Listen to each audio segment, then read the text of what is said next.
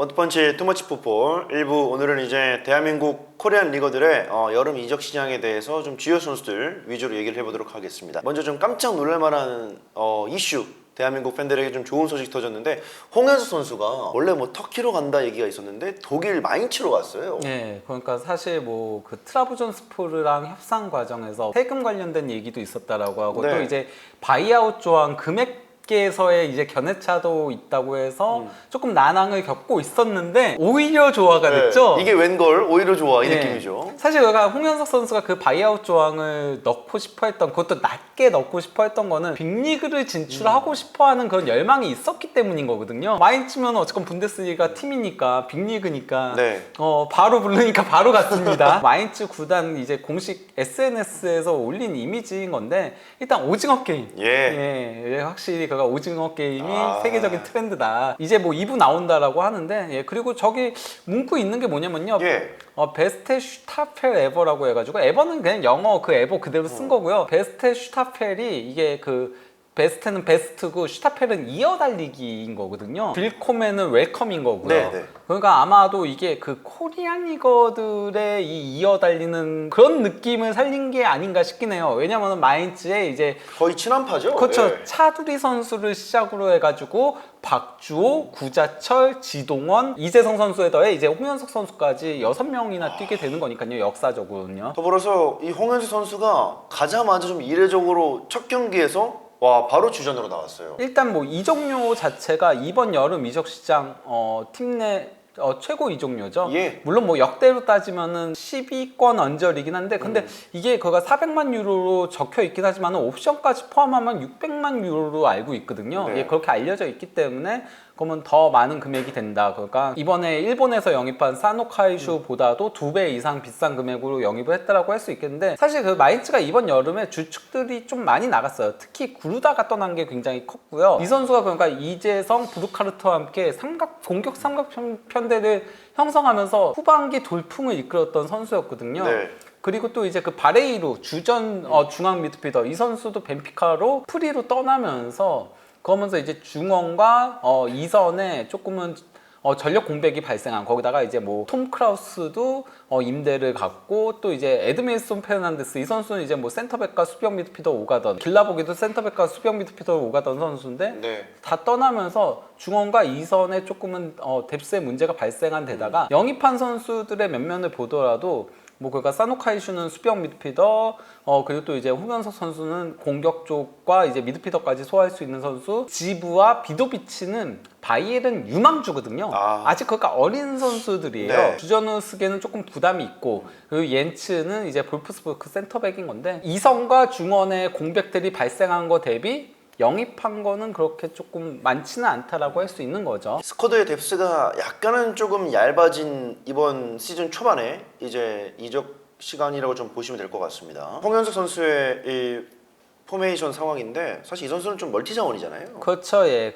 이거에 hen트에서만 기록한 거긴 하거든요. 네. hen트에서 정말 다양한 역할을 수행을 했습니다. 좋은 선수예요. 예, 그가 뭐 데뷔 시즌에는 가짜 9번도 소화하고 윙백도 소화하고 했었거든요. 저게 LM, RM, 저게 3백의 윙백으로 뛴 걸 얘기하는 거예요. 네. 그리고 이제 수비형 미드필더까지도 소화를 했었는데, 물론 두 번째 시즌부터는 그래도 기본적으로 공격형 미드필더에 집중해서 뛰면서 공격형 미드필더에서 독보적으로 많은 출전 시간을 기록했고, 거기서 이제 15골 18도움을 기록하긴 했지만요. 그래도 어쨌건 팀 사정에 따라서 다양한 역할, 특히 중앙 미드필더도 6경기, 수비형 미드필더도 3경기에 출전한 거를 확인할 수 있는 거죠. 마인츠의 베스트 11을 좀 살펴볼 텐데, 일단 홍현석 선수가 가서 이적하자마자 바로 선발로 출격하긴 했어요. 사실 그러니까 홍현석 선수를 어디에 쓸지에 대한 관심은 좀 있었거든요. 왜냐면 사노카이슈도 데뷔전은 경기력이 조금 아쉬웠었어요. 네. 그래서 중원이 사실 뎁스가 가장 얇아요. 중앙 미드필더, 수비형 미드필더가 한 명씩밖에 없어요.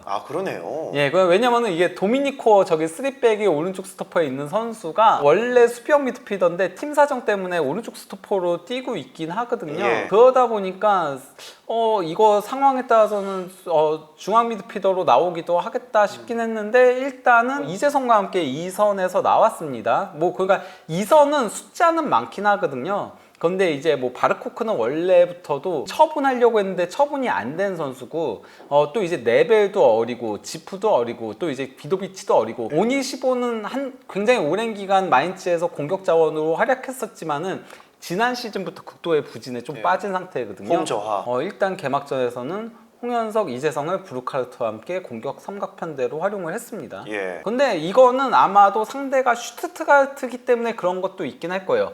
아무래도 슈투트가르트 상대로 홍현석이 내려가면은 수비적으로 조금 부담이 생기잖아요. 그리고 이선도 너무 공격적으로 나가기도 그렇고, 실제 이 경기에서 이 경기 정말 재밌었거든요. 대박이었어요. 예, 네. 저는 지난 주말 전 유럽의 모든 경기들 중에서 이게 가장 재밌었다라고 생각을 하는데 네. 양팀 도합 슈팅이 40회가 넘게 나왔거든요. 특히 슈투트가르트가 무려 28회의 슈팅을 가져갔는데, 어쨌건 그래도 홍현석, 이재성이 앞에서부터 엄청나게 압박해주고 미친 듯이 달리고, 정말 홍현석 선수 내일 없다는 듯이 달리더라고요. 그러다가 결국 그 다리 경련 일으키면서 교체 아웃됐었잖아요. 약간 방전됐어요. 그러다 보니 이제 홍현석을 2선에 배치한 것 같긴 해요. 좀 만약에 상대가 약팀에, 그리고 홈 경기라면은 그러면 홍현석을 조금 더 사노카이슈 대신에 내려서 쓰면서, 그러면서 2선에 조금 더 공격적인 자원, 오니시코라던가 지브를 쓰면서 공격적으로 나갈 그럴 수도 있겠죠. 상황에 네. 따라서. 어쨌건 간에 예, 이 경기에는 일단 2선으로 선발 출전했습니다. 그래서 이제 뭐 홍현석 선수는 일단 뭐 상당히 폭넓게 움직이는 모습을 보여주기도 했고요. 물론 뭐 주로 오른쪽에서 뛰긴 했지만요. 오른쪽 2선으로 나왔으니까요.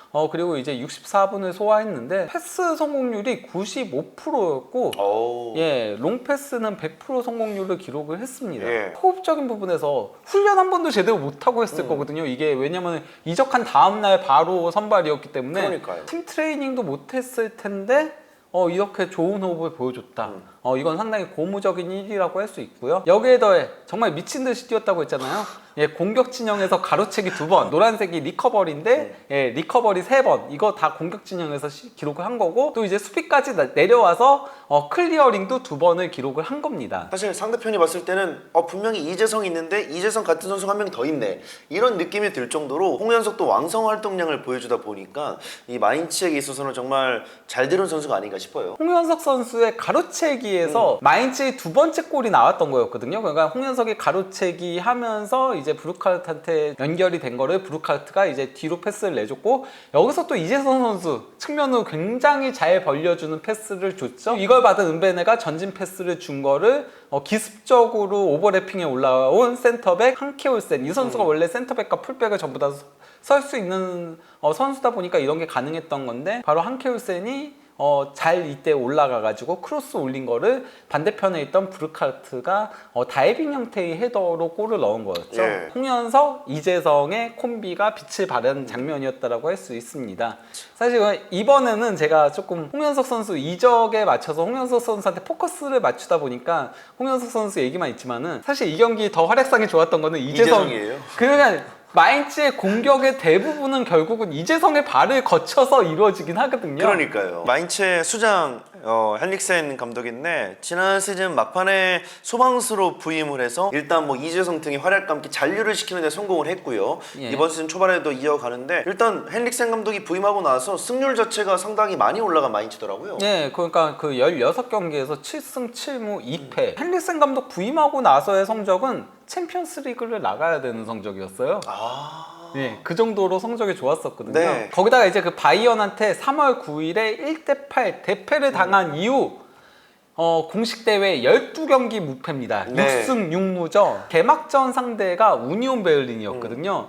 바로 그 우니온 베를린으로 정우영이 갔어요. 예. 그냥 홍현석과 함께 그 항저우 아시안 게임 금메달 주역이었죠. 그렇죠. 예, 그거가 사이좋게 거의 비슷한 시점에 팀을 옮기게 된 건데, 물론 뭐 그러니까 정우영은 완전 이적은 아니고 임대로 이제 우니온 베를린으로 가게 된 겁니다. 슈투트가르트에서 이제 동료들의 뭐 활약상과 함께 좀 자리가 없었다는 얘기가 나왔는데, 마지막에 우니온 베를린에 접촉이 잘 왔고 임대를 가서 나름 좀 잘 뛴 팀을 선택하지 않았나 싶거든요. 우니온 베를린이 사실 그 지난 시즌에는 챔피언스 리그도 진출하고 하면서 돌풍의 팀이었거든요. 그러니까 네. 사실 우니온 베를린이 주로 3부 리그에 있었던 팀이었는데, 그 우르스 피셔 감독 밑에서는 2부 분데스리가 승격 그리고 계속 순위를 끌어올리면서 되게 독특한 팀으로서의 그런 면모를 자랑을 했었는데 네. 결국 지난 시즌에 챔피언스 리그를 병행하다 보니까 급격하게 무너지면서 그러면서 이제 주축 선수들이 이미 지난 겨울에 많이 떠났었고 조별리그에서 광탈을 했었잖아요. 맞아요. 운이 에이스인 셰라도 베커라던가 많이들 떠난 데다가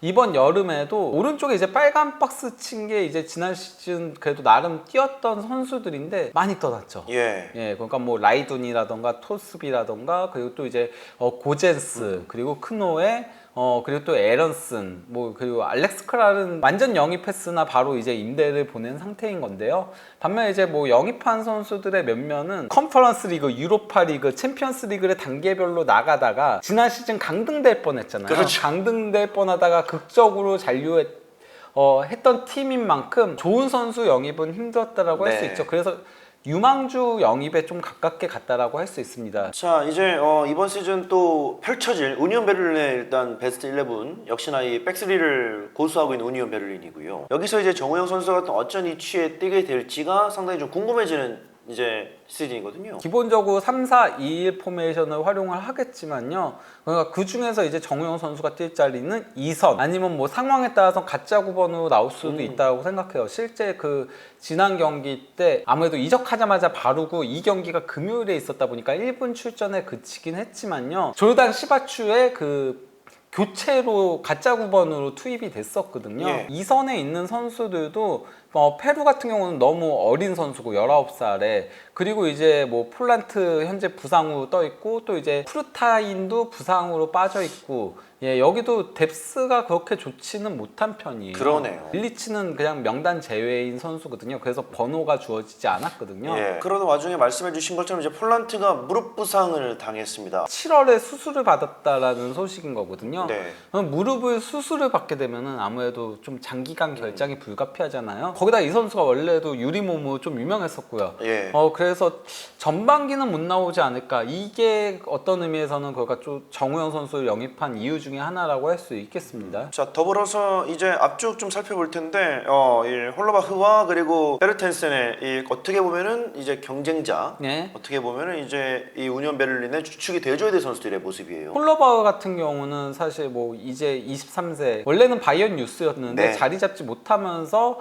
하브리그에서 뛰다가 지난 시즌 우니온 베를린으로 와가지고 처음으로 이제 그 분데스리가 경력을 쌓았던 거였고 이 선수가 원래 베엔 비스바덴에서 뛰었던 선수였거든요. 네. 거기서 에이스였는데 2023-24 시즌에 우니온 베를린으로 이적을 하면서 베엔 비스바덴이 그 대체자로 임대로 데려왔던 게 이현주 바이언 2군에서 또 그런 또 스토리가 있군요. 심지어 바이언 2군 그렇군요. 선후배예요. 지난 시즌은 교체로 뛰면서 그래도 5골로 준수한 모습을 보여줬습니다. 베르테센 같은 경우는 겨울에 이제 PSV 에인토벤에서 영입을 한 거죠. 13경기에서 3골 2도움. 그러면은 이적해 오자마자 그래도 준수한 모습을 보여줬다라고 할 수 있겠는데요. 저는 그러니까 정우영 선수의 잠재적인 경쟁자 중에 한 명이 될 만한 선수는 팀 슈칼케가 있다라고 생각을 하거든요. 이 선수가 사실 우니온이 2022-23 시즌에 영입을 했는데 활용을 하지 않으면서 그러면서 이제 그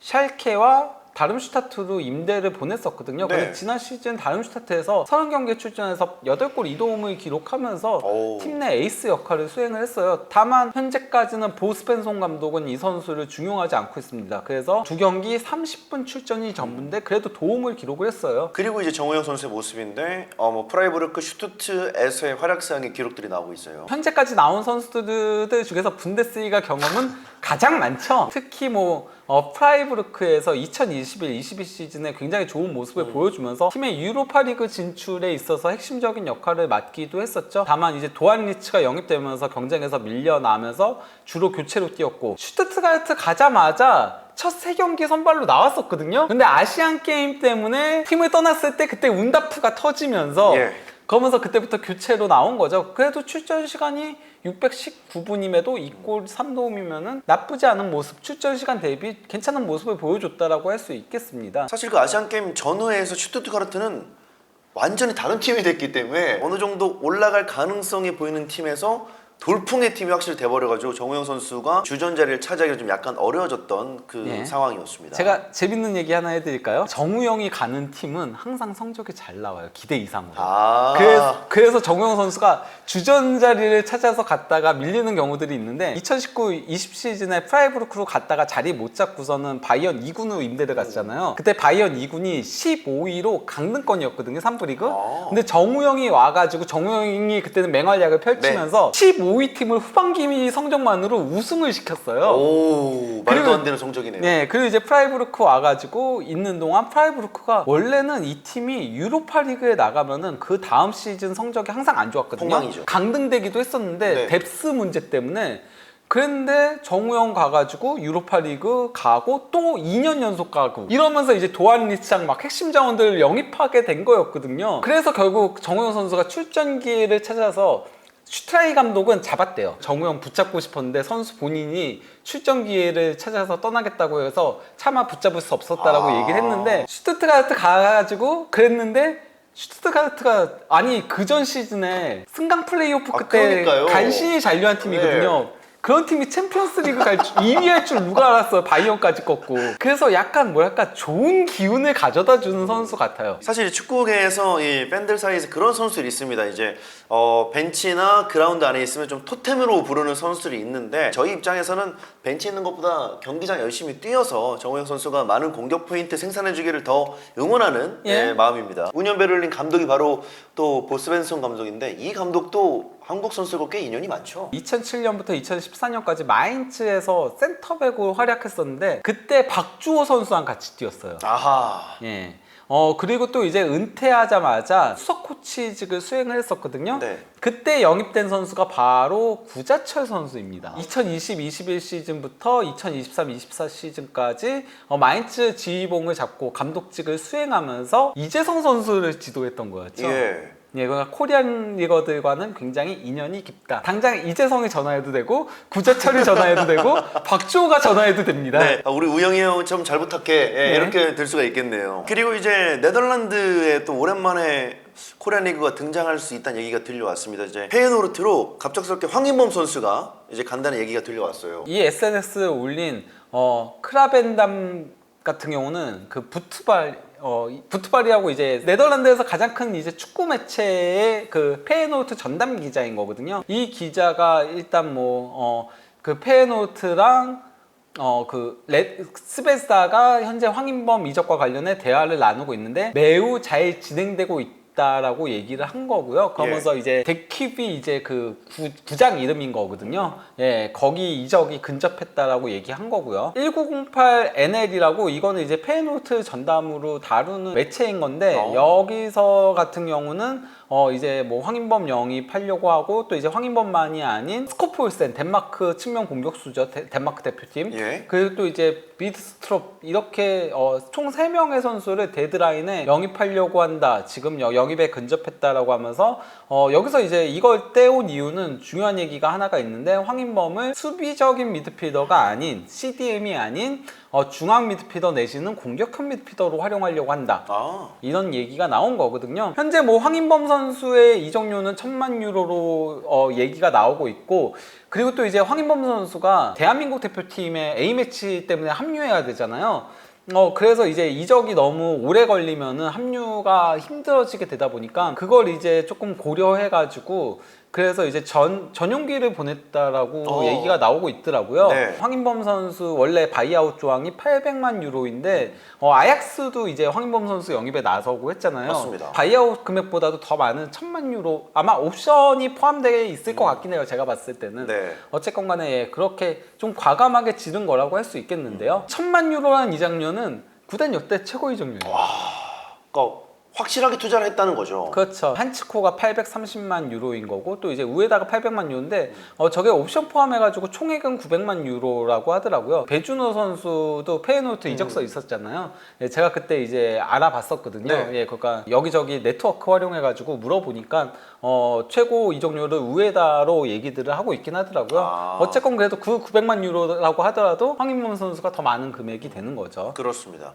거기다가 또 이제 사실 페이노르트는 좀 나이 든 선수를 영입하는 네덜란드 자체가 그러진 않잖아요. 네. 대부분은 그러니까 젊은 선수들을 영입하는데 유망주 같은. 예, 근데 지금은 즉전력 영입으로 가고 있다라고 할 수 있겠고요. 한국인 선수로도 역대 최고 이적료 이제 박지성 선수를 제치고 9위로 올라서게 되는 거죠. 물론 박지성 선수는 옛날 이적이니까 그 점은 고려해야 되긴 하지만은 시대 보정 필요합니다. 예, 그렇죠. 페이노르트의 이제 이번 시즌 인앤아웃을 좀 살펴볼 텐데 어떻게 좀 평가하시나요? 주축 선수 3명 떠난 게 굉장히 크긴 해요. 그러니까 뭐 수비형 미드필더를 수행하던 비퍼가 브라이턴으로 갔고 핵심 수비수였던 헤르트루이다도 이적 시장 데드라인 때 라이프치히로 이적을 했고 사실 저것 때문에 돈이 생긴 거거든요. 헤르트루이다가 데드라인에 가서 예. 그래서 그걸로 이제 황인범이랑 또 스코폴센이랑 비드스트롭을 영입을 하려고 하는 건데 그리고 또 이제 그 야쿠바 민테 같은 경우는 뉴캐슬에서 임대로 영입한 거니까 그냥 임대 복귀한 거죠.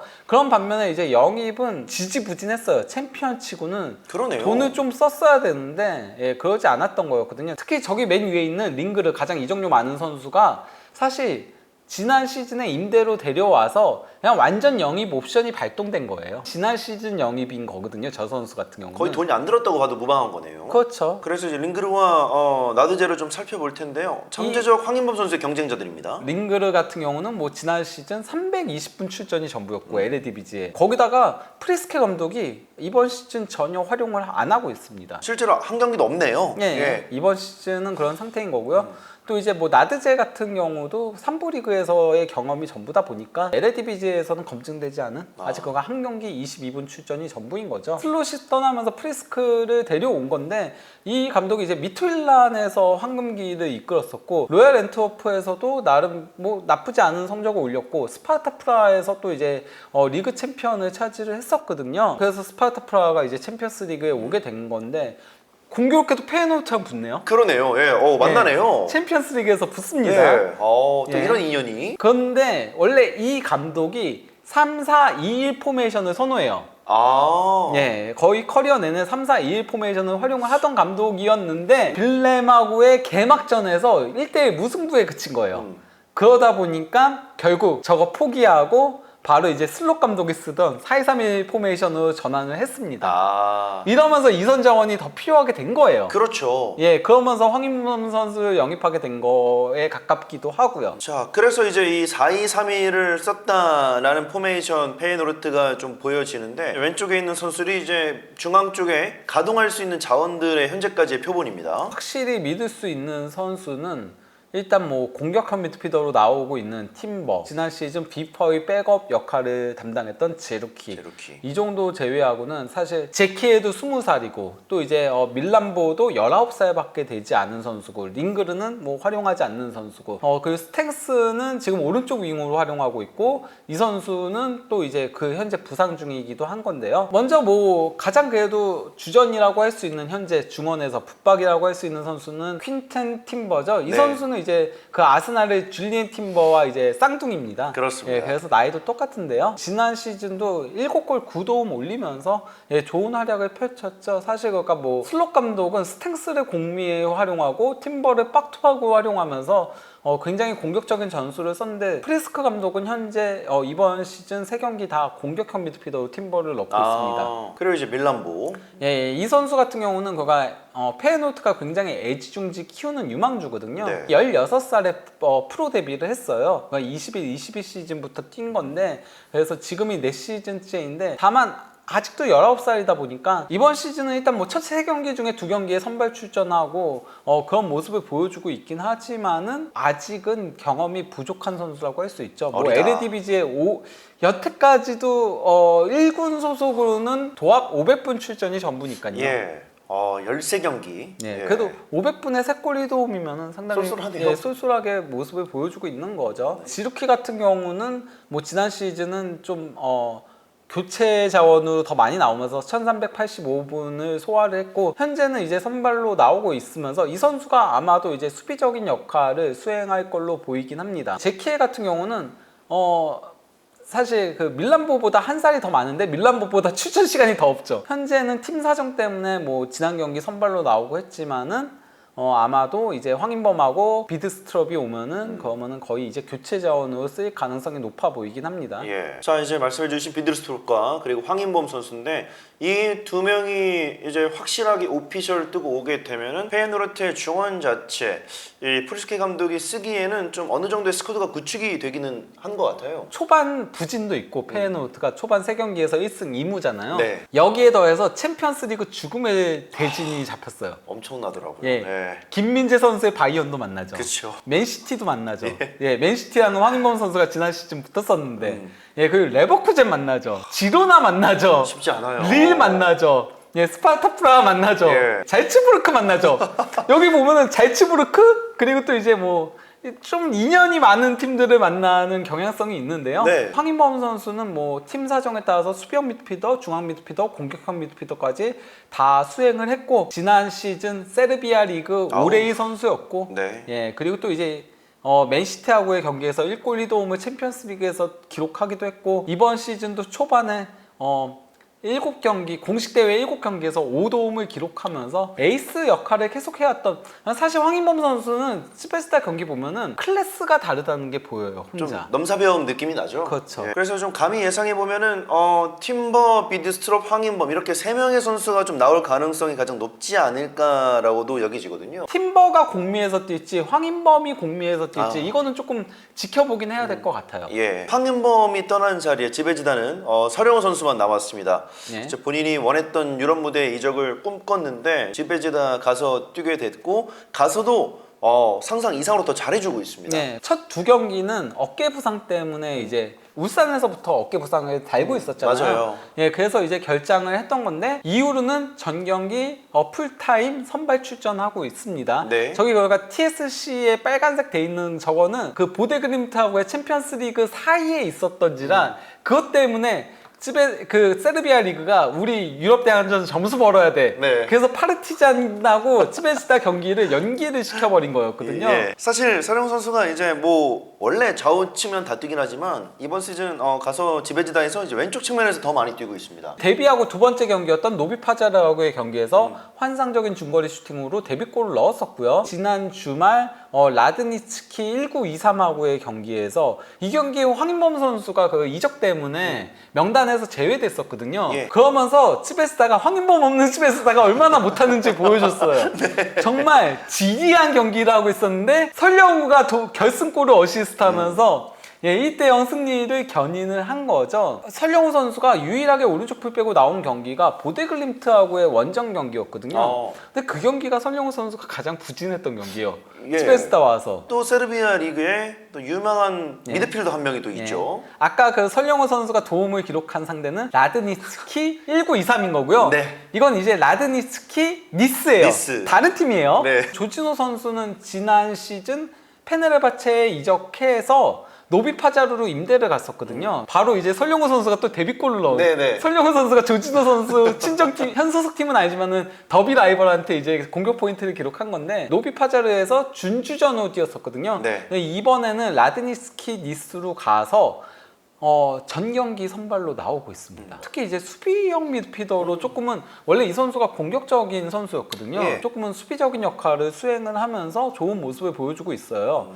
저기 파르티잔하고의 경기가 연기된 거는 UEFA 컨퍼런스 리그 플레이오프 앞뒤가 있어서 연기됐던 거였습니다. 영생고 유망주에서 이제 뭐 페네르바체 그 이제 세르비아 리그 뛰고 있는 조진호 선수도 3선에서 좀 무럭무럭 잘 크고 있으니까 여러분도 한번 조진호 선수를 검색해 보시고 영상 한번 찾아보시면 좋을 것 같고요. 많이들 조진호 선수는 모르고 있더라고요. 네. 예, 그러니까 특히 이렇게 수비형 미드필더 자리에서 자리를 잡는다면 사실 대한민국 대표팀에서 가장 그 뎁스가 얇은 지역이 수비형 미드필더잖아요. 그러니까요. 그리고 이제 엄살라, 스완지로 간 엄살라의 모습인데 뭐 기록에서 나오다시피 지금 스완지의 등번호 10번 확실한 등번호 값을 해주고 있습니다. 데뷔 전부터 좋은 모습을 보여줬었고요. 근데 이제 그 경기에서 경기 막판 풀타임을 다 소화할 수 있었는데 조금은 이제 타박상 때문에 교체 아웃됐었거든요. 예. 그래서 이제 뭐 질링엄하고의 리그컵 경기에서는 교체 출전을 했는데 그래도 도움을 기록을 했고요. 부상 여파로 교체 출전한 거 제외하고는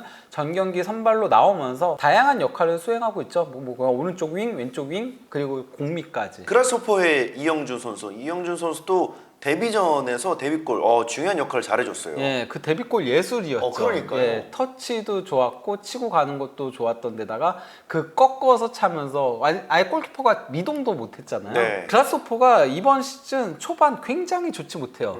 그러니까 저기는 이영준 선수가 오고 나서의 기록인 거여서 첫 2경기 2패로 나와 있지만은 그전 2경기도 승리가 없었거든요. 예. 그러면서 최하위로 시작을 했어요. 이영준 선수가 저기 앞에 2경기에 출전하지 못했던 거, 그 컵대회까지 출전 못했던 거는 비자 문제 때문에 그래서 못 나왔던 거였거든요. 네. 그러다가 이제 그 바이언하고의 평가전에서 그때 이제 처음으로 나와서 바이언 선수들 상대로도 몸싸움에서 이겨내는 그런 모습을 보여줬는데 그 이제 그 선발 데뷔전에서 시용 상대로 환상적인 골을 넣으면서 그러면서 그라스호퍼도 첫 승을 기록을 한 거였죠. 예. 물론 비록 지난 주말 경기에서는 팀이 1대2로 패하긴 했지만은 그 전에 무득점 패배였잖아요. 아, 그러네요. 이영준 오고 그래도 골은 넣고 있다. 네. 이렇게 생각할 수 있습니다. 군 문제도 확실히 이제 병장으로 전역하면서 해결했고, 이제 대한민국의 또 향후 최전방을 책임져줄 스위스 리그에서 뛰고 있는 또 이영주 선수의 활약상도 짚어봤습니다. 자, 그리고 이제 이현주 선수 다시 나오네요.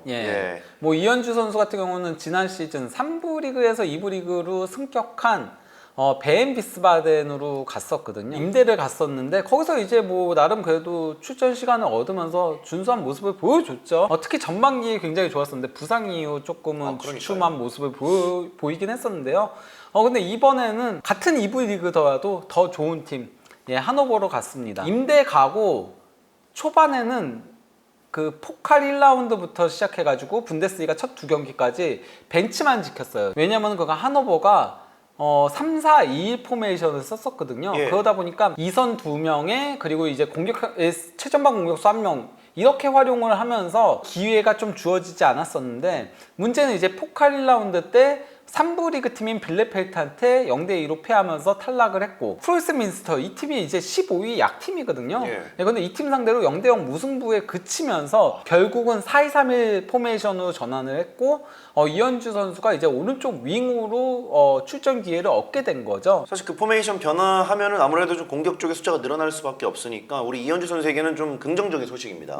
영국으로 와볼 텐데 스코틀랜드에서 뛰고 있는 또 권혁규 선수도 많은 분들이 좀 기대를 하시는데 이제는 좀 자리를 잘 잡아줬으면 좋겠어요. 권혁규 선수 같은 경우는 프리시즌에 이제 맨시티 상대로 도움을 기록하기도 했었는데요. 셀틱에서는 아무래도 이제 출전 기회를 얻지 못하면서 또 지난 시즌에도 후반기 때 임대를 갔다 왔었잖아요. 근데 이번에도 히버니언으로 3라운드 때 임대를 가서 첫 경기부터 64분을 소화를 했고요. 그리고 이제 킬마녹하고의 경기에서도 트랜스퍼 마켓에서 기록이 누락된 건데 오른쪽 보시면은 18번 권혁규 선발 출전을 했습니다.